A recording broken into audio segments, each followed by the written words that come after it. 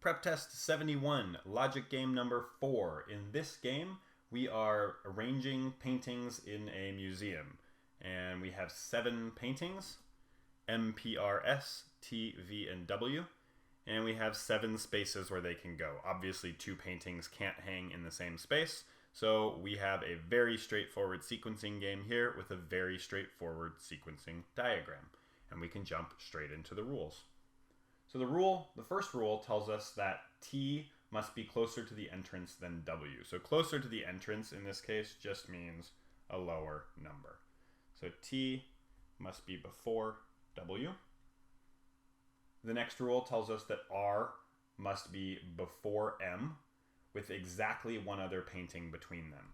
So R before M, but more importantly, there's exactly one between R and M.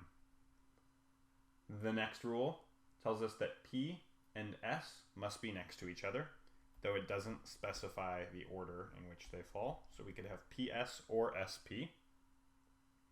And lastly, if V is not in the third position, so if V is not third, then it must be in the fourth position, and V equals fourth. So that gives us a nice, obvious set of limited options for this game, that V has to be in either the third or the fourth position. So for our inferences, we do have one contrapositive here we could write out, which is if V is not in the fourth position, then it is in the third position. That's just reconfirming our limited options. And other than that, there's not a lot of rules that can be combined or anything else that we can do with limited options. So let's go ahead and draw out those 2 possibilities for V and see where that gets us. So here we have our 2 limited options, and you'll notice that I've done a bit more work here. So first of all, I put in option 1, I placed V into space 3. But then I walked through each of our rules and determined what other limitations we have. So we'll go through these together.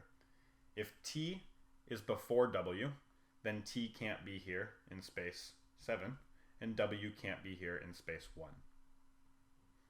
If R is before M, then R can't be here in space 7, and M can't be here in space 1.